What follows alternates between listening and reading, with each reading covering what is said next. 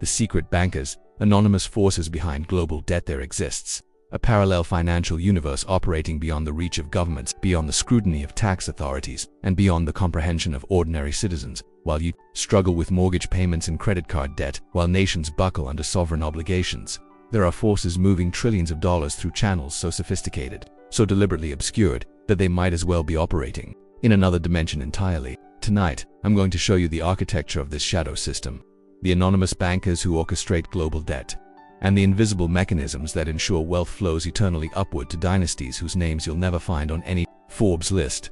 What I'm about to reveal isn't conspiracy theory. It's the documented reality of how the world's true power structure operates, hidden behind layers of legal complexity so intricate that even seasoned investigators spend decades trying to map just fragments of these networks. The evidence exists in leaked documents, in regulatory filings buried in obscure jurisdictions, in the testimonies of whistleblowers who've risked everything to expose what they witnessed from inside these institutions. But understanding this evidence requires us to think differently about money itself, about what wealth really means when it reaches levels that transcend individual ownership and become instruments of systemic control. The modern banking system that governs your daily life, the one where you wait in lines, pay fees, and submit to endless documentation, represents perhaps 5% of how money actually moves in this world. The remaining 95% flows through channels you've never heard of, managed by institutions that don't advertise their services, overseen by regulations written in languages most lawyers can't decipher.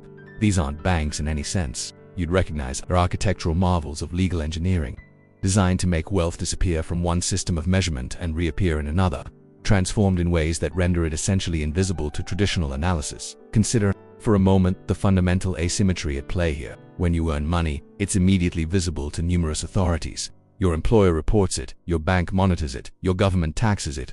Every transaction leaves digital fingerprints that can be traced, audited, and scrutinized. But when wealth reaches a certain threshold, most of us will never approach it, gains access to what I call the vanishing protocols. These are systems specifically designed to make money disappear from conventional tracking while maintaining the owner's complete control over it. The sophistication of these vanishing protocols has evolved far beyond what most people imagine. We're not talking about briefcases full of cash or gold bars buried in Swiss mountainsides. We're discussing financial instruments so complex that they exist primarily as legal concepts, backed by documents stored in climate-controlled vaults across multiple jurisdictions, protected by laws that haven't been updated since the age of sailing ships. These instruments don't just hide wealth, they fundamentally transform its nature, converting taxable assets into untouchable abstractions that can generate income perpetually without ever officially existing. The architects of these systems understand something profound about the nature of power in the modern world. Traditional power required armies, territories, and visible infrastructure. Contemporary power requires only information, asymmetry, and regulatory capture. If you can understand financial regulations better than the governments that write them, if you can move faster than legislative processes, if you can operate across jurisdictions more efficiently than any single nation-state, then you possess a form of power that makes traditional sovereignty look primitive by comparison. This is why the true elite don't simply own assets, they own the systems that define what ownership means. They don't just participate in markets, they architect the rules that govern how markets function. They don't merely accumulate wealth, they control the mechanisms that determine how wealth is measured, reported, and taxed. This level of systemic control represents a fundamental shift in how power operates in the 21st century, and most people don't even realize it's happening. The families and institutions I'm about to discuss didn't achieve their positions through luck or even through conventional business success, but they achieved them by recognizing that the greatest profits come not from producing goods or services, but from controlling the infrastructure through which all economic activity must flow. They understood that the real money isn't in owning companies, it's in owning the systems that allow companies to exist. They realized that the ultimate business model isn't selling products to consumers, it's selling financial services to other financial institutions. What we're examining tonight isn't just about money hidden in offshore accounts, it's about the systematic construction of parallel realities where different rules apply to different classes of participants. These parallel realities have their own currencies, their own legal frameworks, their own governance structures. They interact with the conventional economy when necessary, but they remain fundamentally separate from it, insulated by layers of complexity that serve as both shield and weapon in the ongoing redistribution of global wealth. The story begins, not in modern times, but with the recognition that certain families and institutions understood something crucial about the Industrial Revolution that others missed. While most people saw technological progress as the main driver of wealth creation, these entities recognized that the real opportunity lay in financing that progress. In controlling the flow of capital that made technological advancement possible, they positioned themselves not as participants in the new economy, but as the infrastructure upon which the new economy would be built. The Rothschild dynasty exemplifies this strategic positioning. By the 19th century, they had established a network of banks across Europe that could move money and information faster than any government or military force. Their advantage wasn't superior products or innovative services, it was superior information flow and settlement mechanisms.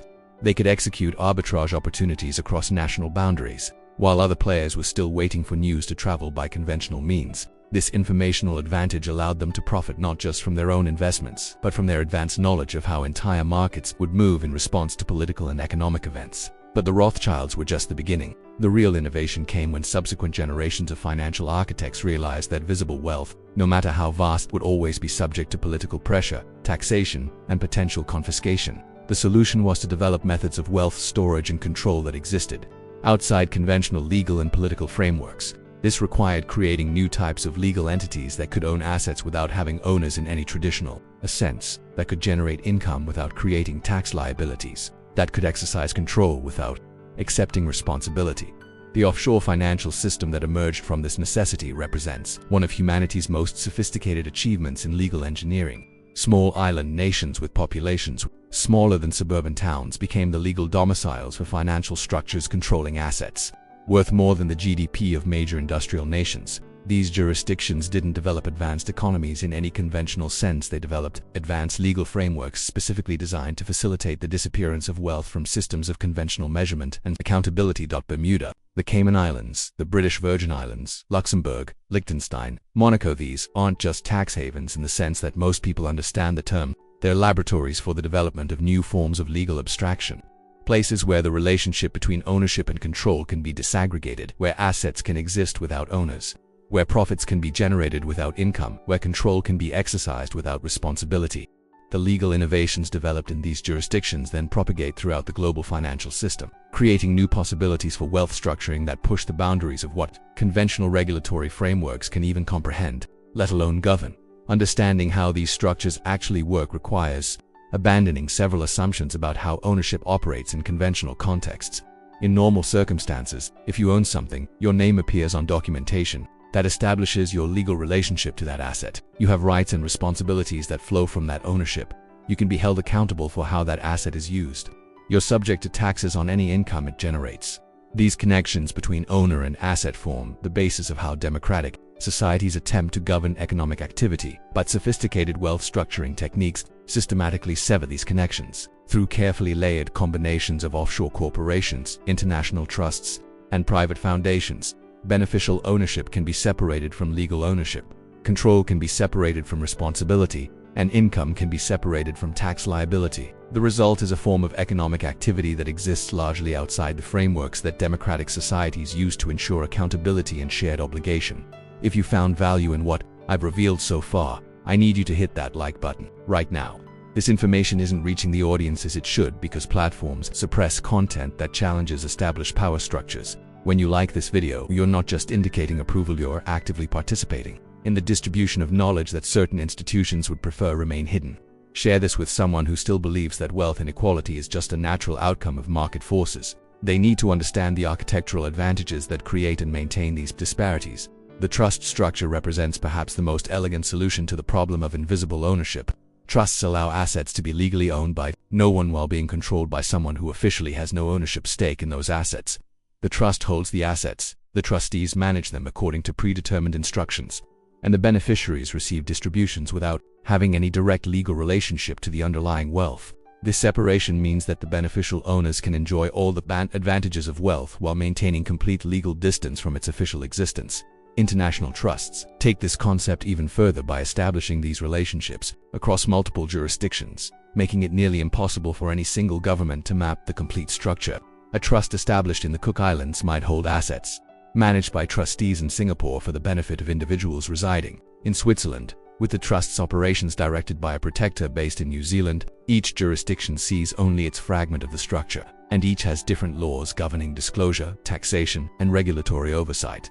The Cook Islands, in particular, has developed trust legislation so protective of asset privacy that it's virtually impossible for outside creditors or governments to penetrate these structures through legal means. Cook Islands trusts include provisions that automatically shift jurisdiction if they come under legal attack, that invalidate foreign judgments against trust assets, and that impose such stringent requirements for evidence that successful claims become practically impossible. These aren't accidental features, they're deliberate innovations designed to create impenetrable barriers around wealth. But trusts are just one layer of protection. Modern wealth structuring typically involves multiple overlapping entities designed to create what specialists call defensive depth.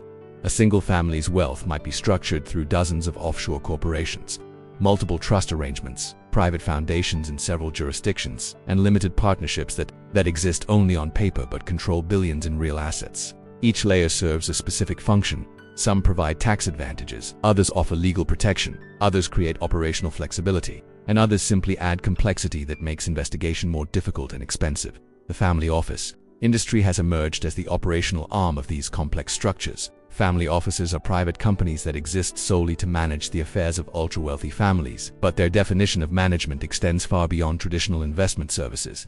Modern family offices provide legal structuring, tax optimization, succession planning, risk management, and what's euphemistically called reputation management. They're essentially private governments for families whose wealth has transcended ordinary economic categories. Single-family offices typically serve individual families with assets exceeding $1 billion, while multifamily offices serve multiple families with somewhat smaller fortunes. But both types operate according to principles that most people would find difficult to comprehend. They maintain teams of lawyers, accountants, investment professionals, and specialists in areas ranging from art curation to diplomatic protocol. They manage not just financial assets, but entire ecosystems of relationships, obligations, and interests that span multiple generations and multiple continents. The largest family offices control more assets than many sovereign wealth funds, but they operate with far less oversight and virtually no public accountability. They make investment decisions that can influence entire markets, policy decisions that can affect regulatory frameworks, and strategic decisions that can reshape industrial sectors. Yet most people have never heard of them, and most regulatory frameworks struggle to classify them in ways that would subject them to appropriate oversight. These institutions understand that truly sophisticated wealth management isn't just about maximizing returns, it's about minimizing visibility, optimizing legal protection, and ensuring operational flexibility across changing political and economic conditions. They think in terms of centuries rather than quarters, and they structure their affairs to survive and prosper regardless of what happens to individual nations, currencies, or political systems.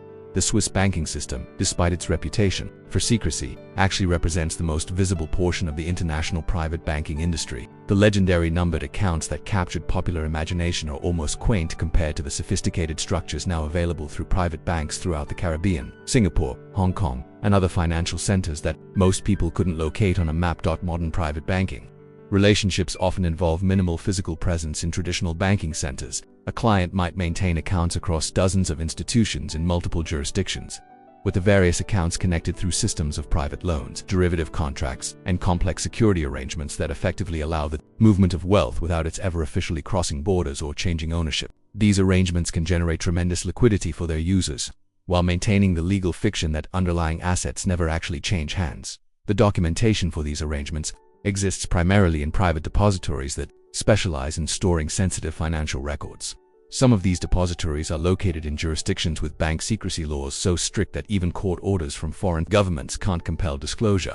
Others are located in jurisdictions where the legal framework makes it nearly impossible to establish standing to request disclosure in the first place. The result is a system where wealth can be documented in ways that satisfy legal requirements while remaining completely inaccessible to traditional forms of investigation or accountability. What transformed this already sophisticated system into something approaching science fiction was the development of digital assets and blockchain technology. Initially, cryptocurrency advocates promoted these technologies as democratizing forces that would reduce the power of traditional financial institutions. What actually happened was that sophisticated wealth managers recognized these technologies as the ultimate evolution of their existing privacy and control techniques. Private blockchain networks allow the creation of digital assets that exist outside traditional regulatory frameworks, while maintaining the same transferability and divisibility as conventional securities. These assets can represent ownership interests in anything from real estate to intellectual property to future income streams. But their existence as digital tokens makes them far more portable and far less subject to conventional forms of oversight than traditional documentation. Smart contracts enable the automation of complex financial relationships without requiring traditional legal documentation or regulatory compliance. wealthy families can now establish automated systems for wealth transfer, tax optimization, and risk management that operate according to predefined algorithms rather than human decision-making. These systems can respond to changing conditions faster than regulatory frameworks can adapt, and they can be structured to operate across multiple jurisdictions. Simultaneously, more sophisticated applications involve the tokenization of traditional assets in ways that fundamentally alter their legal characteristics. Real estate, artwork, intellectual property, and even future income streams can be converted into digital tokens that exist on private blockchain networks. These tokens can be subdivided, combined, transferred, and derivative contracts can be written against them, all without the underlying assets ever officially changing hands or creating conventional documentation that regulatory authorities could access. The intersection of artificial intelligence and wealth management has opened possibilities that push the boundaries of what we might consider legitimate financial activity. AI systems can now manage portfolio allocations, tax optimization, strategies, and risk management protocols with a level of sophistication that exceeds human capability. But more importantly, these systems can operate across multiple jurisdictions simultaneously, taking advantage of regulatory arbitrage opportunities faster than human operators could even identify them. Some family offices now employ AI systems that continuously monitor regulatory changes across dozens of jurisdictions, automatically restructuring asset arrangements to maintain optimal tax and legal advantages as conditions change. These systems can execute thousands of microtransactions across multiple entities and jurisdictions to achieve specific outcomes without creating patterns that conventional monitoring systems would flag as suspicious. The most advanced applications involve AI systems that generate their own legal structures, creating new combinations of entities and arrangements that human lawyers might never consider but that achieve specific objectives within the bounds of existing law. These systems can essentially evolve new forms of legal abstraction, testing the boundaries of what regulatory frameworks can accommodate and pushing into areas where law hasn't yet developed clear guidelines. This technological revolution in wealth management has coincided with what specialists call the democratization of sovereignty. Small nations have discovered that they can generate substantial revenue by offering legal and regulatory frameworks specifically designed to accommodate sophisticated wealth structuring. This has created a competitive marketplace for sovereignty itself, where nations compete to offer the most attractive combinations of legal protection, operational flexibility, and regulatory accommodation. The result is a global network of jurisdictions that function essentially as legal service providers to the international ultra-wealthy. These jurisdictions develop specialized expertise in particular types of financial structures, and they collaborate with each other to create seamless systems for wealth management that span multiple legal frameworks. A single wealth structure might involve entities in 6 or 7 jurisdictions, each providing specific advantages that combine to create overall arrangements that no single jurisdiction could offer independently. You're witnessing something unprecedented in human history: the emergence of a truly global class that operates outside the legal and political frameworks that govern everyone else. This isn't hyperbole or conspiracy thinking. It's the documented reality of how wealth at certain levels has evolved beyond traditional concepts of citizenship, obligation, and accountability. If you want to understand how power really works in the modern world, you need to subscribe to this channel and activate notifications. Think of it as joining an intelligence network for people who refuse to accept official narratives about how economic systems operate. We're building a community of individuals who understand that the most important information is often the information that institutions work hardest to keep hidden. The Panama Papers represented just a glimpse into this parallel world when 11.5 million documents from the Panamanian law firm Mossack Fonseca leaked in 2016. They revealed a network of offshore structures involving world leaders, celebrities, business executives, and criminal organizations. But what most people missed was that Mossack Fonseca was a relatively small player in the offshore services industry. The leaked documents represented perhaps 1% of the total architecture of international wealth structuring. The Paradise Papers, released the following year, provided additional insights into how technology companies, pharmaceutical giants, and other multinational corporations use these structures to minimize tax obligations while maintaining complete operational control over their assets. But again, these revelations represented only the tip of an iceberg whose full dimensions remain largely unmapped. What these leaks demonstrated was the systematic nature of offshore wealth structuring. These weren't isolated instances of tax avoidance by particularly aggressive individuals or companies. They revealed integrated networks of legal and financial service providers that have industrialized the process of wealth disappearance. Law firms, accounting companies, banks, and trust companies across multiple jurisdictions collaborate to provide turnkey solutions for clients who want to minimize their visibility to regulatory authorities while maximizing their operational flexibility. The HSBC leak provided even more disturbing insights into how major financial institutions facilitate wealth structuring for clients. Engaged in activities ranging from tax avoidance to money laundering to sanctions evasion, HSBC's Swiss private banking division was revealed to have maintained accounts for arms dealers, drug traffickers, corrupt politicians, and tax evaders, often with the bank's full knowledge of their clients' activities. But HSBC wasn't unique, it was simply the institution whose internal documents became public. These revelations forced a moment of recognition that the international banking system includes institutional mechanisms specifically designed to facilitate activities that most people would consider illegitimate, if not illegal. Major banks maintain entire divisions dedicated to helping clients structure their affairs to minimize tax obligations, avoid regulatory oversight, and maintain privacy from authorities in their home jurisdictions. These services aren't offered secretly or illegally; they're marketed openly to clients who meet certain wealth thresholds. The regulatory response to these revelations has been largely cosmetic. New reporting requirements have been implemented, new compliance procedures have been established, and new international agreements have been signed. But these measures address only the most visible and least sophisticated forms of offshore wealth structuring. The underlying architecture of the system has adapted and evolved, developing new methods of achieving the same objectives through techniques that comply with new regulations while maintaining the same practical effects. The Common Reporting Standard, implemented by the Organization for Economic Cooperation and Development, was supposed to create automatic exchange of financial information between member countries. But its effectiveness is limited by the fact that it only applies to traditional banking relationships, and it can be easily circumvented through trust structures, foundation arrangements, and other legal abstractions that break the direct connection between beneficial owners and reportable accounts.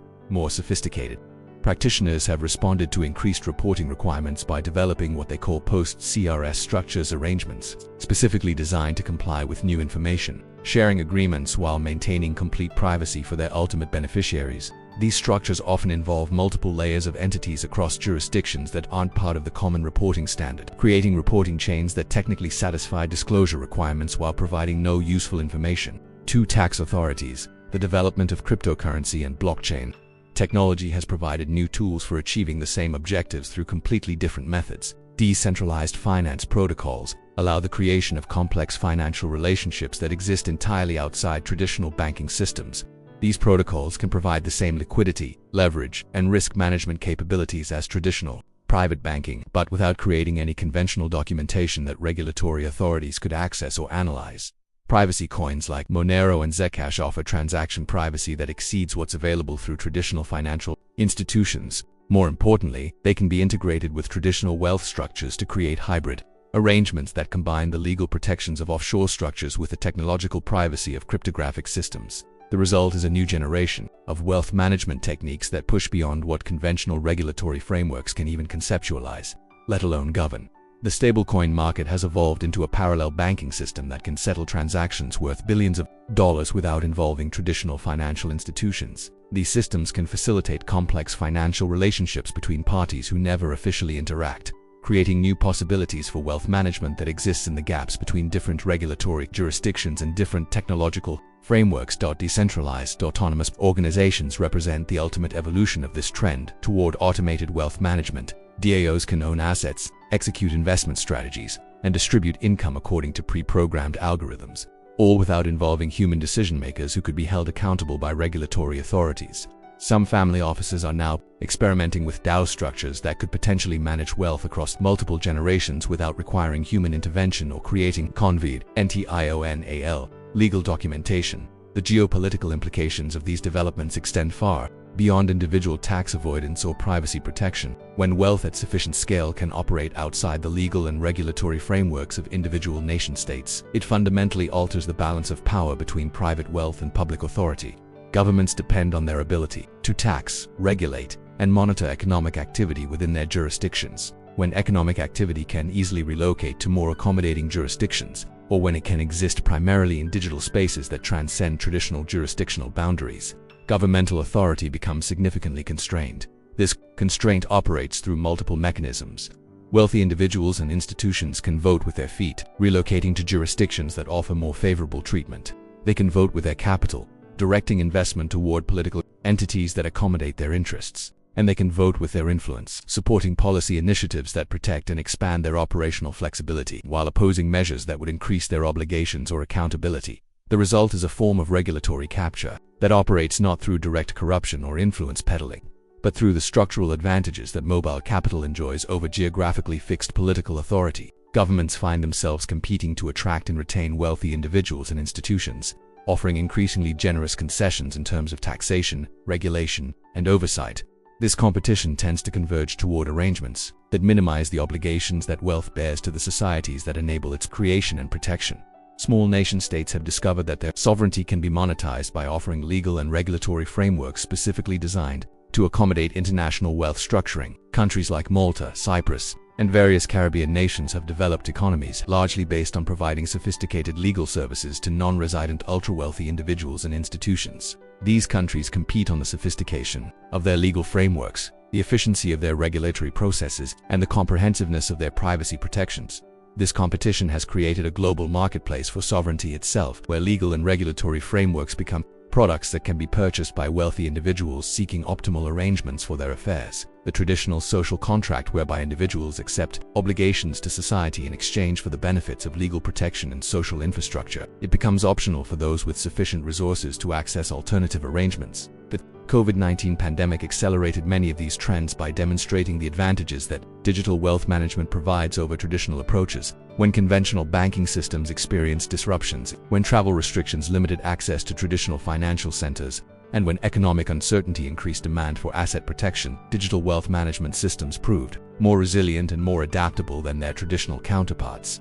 Remote work arrangements that became necessary during the pandemic also normalized the concept of location-independent professional services. Wealth management teams that previously operated from traditional financial centers discovered they could provide the same services to clients while operating from jurisdictions that offered more favorable regulatory treatment. This geographic dispersion of financial services has made the industry less dependent on traditional centers of power and more able to optimize its operations according to purely economic considerations. The integration of artificial intelligence into wealth management accelerated during the pandemic as firms sought to reduce their dependence on human decision-making and to increase the speed and efficiency of their operations. AI systems that were previously experimental became operational necessities, and their capabilities expanded rapidly as firms invested heavily in technological solutions to operational challenges. Central bank digital currencies, which gained momentum during the pandemic, present both opportunities and threats for sophisticated wealth management. On one hand, CBDCs could provide governments with unprecedented visibility into financial transactions, potentially making traditional privacy protection techniques less effective. On the other hand, the technology underlying CBDCs could be adapted for private use, creating new possibilities for digital asset management that combine the convenience of conventional currency with the privacy characteristics of cryptocurrency. The current generation of ultra-wealthy individuals faces challenges that previous generations never confronted. Social media and digital communications have made it more difficult to maintain the privacy that sophisticated wealth management requires. Environmental and social governance concerns have increased public scrutiny of how wealth is generated and used. Political instability and social unrest have increased the risks associated with visible wealth. At the same time, technological developments have provided unprecedented tools for wealth protection and optimization. Artificial intelligence, blockchain, technology, and new forms of legal abstraction offer capabilities that exceed what previous generations could imagine. The challenge is integrating these new tools with existing structures in ways that maximize their advantages, while minimizing new risks. The most sophisticated practitioners are developing what they call antifragile wealth structures arrangements that don't just survive disruption but actually benefit from it. These structures are designed to automatically adapt to changing conditions, to take advantage of volatility and uncertainty, and to become stronger as external pressures increase. Some families are experimenting with geographic diversification, strategies that spread their interests across multiple continents and multiple legal systems, reducing their dependence on any single jurisdiction or political system. Others are investing heavily in technologies and business models that they believe will benefit from social and economic disruption. Still others are developing private governance structures that could potentially operate independently of conventional political authority. The younger generation of ultra-wealthy individuals often takes a different approach than their predecessors. Rather than focusing primarily on privacy and protection, they're more interested in impact and influence. They want to use their wealth to shape social and political outcomes, but they want to do so through mechanisms that allow them to maintain control and avoid accountability. This has led to the development of new philanthropic structures that combine the operational flexibility of traditional wealth management with the social legitimacy of charitable activity. Private foundations, donor-advised funds, and social impact investments allow wealthy individuals to direct resources towards social and political objectives, while maintaining significant control over how those resources are used and while receiving favorable tax treatment for their contributions. But these philanthropic activities often serve multiple purposes beyond charitable impact. They provide reputational benefits that can offset negative publicity from other activities. They create networks of relationships with politicians, academics, and other influential individuals. They can be used to influence policy discussions and social movements in directions that benefit the donor's other interests. And they can provide operational flexibility for activities that might be more difficult to pursue through conventional business arrangements. Some observers argue that modern philanthropy represents a form of privatized governance, where wealthy individuals use charitable structures to pursue policy objectives that they couldn't achieve through conventional political processes. Rather than accepting the outcomes of democratic deliberation, they use their resources to fund research, advocacy, and implementation of policies that align with their preferences. This approach can be more efficient than conventional politics, but it also operates outside democratic accountability mechanisms. The intersection of wealth management and political influence has become particularly sophisticated in recent years. Rather than making direct political contributions or engaging in obvious lobbying activities, wealthy individuals and institutions now influence policy through multiple indirect channels that are much more difficult to trace and regulate. They fund think tanks and research institutions that develop policy proposals aligned with their interests. They support academic programs that train future policymakers in analytical frameworks that favor their preferred approaches. They finance media organizations that shape public discussion of policy issues. They create advocacy organizations that appear to represent broader public interests, but actually advance specific private agendas. These indirect influence strategies are often more effective than direct political engagement because they shape the intellectual environment within which policy decisions are made, rather than simply advocating for specific outcomes. By influencing how problems are defined, how solutions are evaluated, and how success is measured, wealthy institutions can steer policy discussions in directions that favor their interests without appearing to engage in conventional lobbying. The global nature of modern wealth structures allows these influence strategies to operate across multiple jurisdictions simultaneously. A single family or institution might fund policy research in the United States, regulatory development in the European Union, and governance initiatives in developing countries, creating a coordinated approach to international policy development that no single government could match in terms of resources or geographic scope. Before we reach the conclusion of this investigation, I need you to do something that will help others discover these hidden truths. In the comments below, write the word invisible to show that you understand what we've uncovered tonight. Then share this video with someone who still believes that economic inequality is simply the natural result of market forces. They need to understand the architectural advantages that create and maintain wealth concentration at levels that transcend individual achievement and become instruments of systemic control. The algorithms suppress content like this, so your engagement is essential for ensuring that this information reaches the people who need to see it. What we've explored tonight represents more than just sophisticated financial techniques or clever legal strategies. We've examined the systematic construction of parallel realities, where different rules apply to different classes of participants. These parallel realities don't just exist alongside conventional economic and political systems. They increasingly determine how those conventional systems operate. The individuals and institutions that control these parallel realities have achieved something unprecedented in human history. They've created forms of power that exist largely outside the mechanisms that democratic societies use to ensure accountability and shared obligation. They can exercise tremendous influence over economic and political outcomes while maintaining legal distance from the consequences of their actions. They can benefit from social infrastructure and legal protections while minimizing their contributions to the costs of maintaining those systems. This isn't necessarily the result of deliberate conspiracy or coordinated manipulation. It's the logical outcome of technical and legal innovations that have outpaced the political and regulatory frameworks designed to govern them. When wealth reaches sufficient scale, it gains access to tools and techniques that fundamentally alter its relationship to traditional forms of authority and accountability. The question we must confront is whether democratic societies can develop mechanisms for governing economic activity that operates primarily outside their jurisdictional boundaries and beyond their conceptual frameworks. The traditional tools of government taxation, regulation, and oversight become significantly less effective when economic activity can easily relocate to more accommodating jurisdictions or when it can exist primarily in digital spaces that transcend conventional territorial boundaries.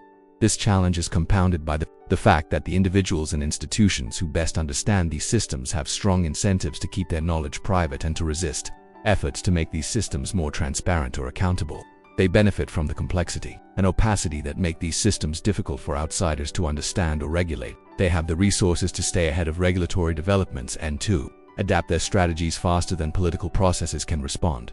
Yet the continued development of these parallel realities poses fundamental questions about the legitimacy and sustainability of democratic governance.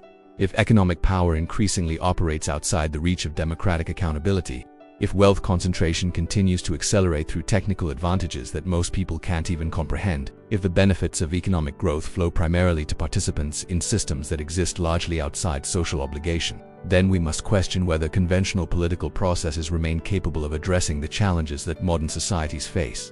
The technologies and techniques we've examined tonight will continue to evolve, and they will likely become even more sophisticated and even more removed from conventional forms of oversight and accountability. Artificial intelligence will make these systems faster and more adaptive. Blockchain technology will make them more portable and more private. New forms of legal abstraction will make them more flexible and more resistant to regulation. But technology and legal innovation operate within social and political contexts that ultimately determine how they're used and what purposes they serve. The same tools that can be used to concentrate wealth and power beyond democratic accountability could potentially be used to create more transparent and more equitable economic arrangements.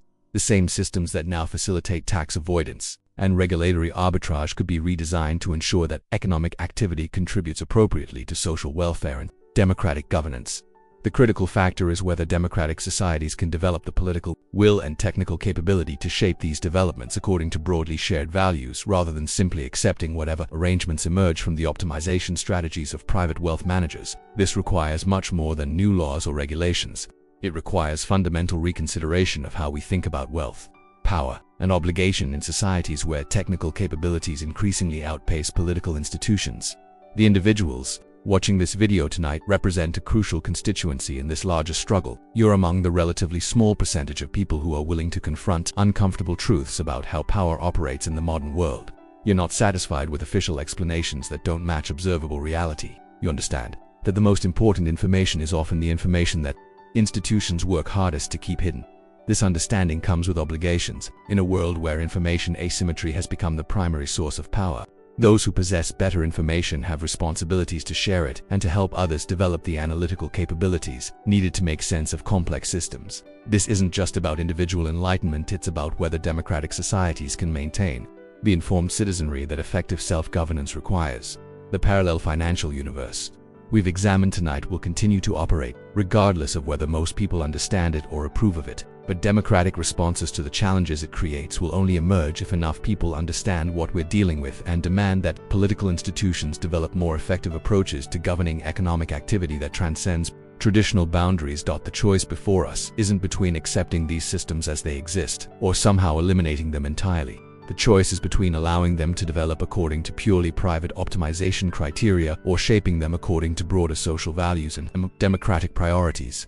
This choice will be made through millions of individual decisions about what information to seek, what explanations to accept, and what kinds of political leadership to support. Tonight, you've seen behind the curtain of the global financial system. You've glimpsed the architecture of power that operates largely outside public view and beyond democratic accountability. You understand that the economic inequality that defines our era isn't simply the natural result of market forces, it's the engineered outcome of sophisticated systems designed to concentrate wealth and minimize obligation. What you do with this understanding will help determine whether the 21st century becomes an era of unprecedented wealth concentration and democratic decline, or whether it becomes an era of innovation. In how democratic societies govern complex technical systems, the parallel realities we've explored tonight aren't permanent features of human civilization. They're human creations that can be understood, evaluated, and potentially redesigned according to different priorities and values. The secret bankers and anonymous forces behind global debt operate in the shadows because sunshine remains their greatest vulnerability. When enough people understand how these systems work, when enough people demand accountability and transparency, when enough people insist that economic power serve broader social purposes, then even the most sophisticated techniques for wealth concentration and democratic avoidance become politically unsustainable. The question isn't whether you'll ever possess the resources to access these parallel realities yourself. The question is whether you'll help ensure that power, wherever it exists and however it operates, remains subject to democratic accountability and social obligation. This is the fundamental challenge of our time, and how we meet it will determine what kind of world we leave for future generations.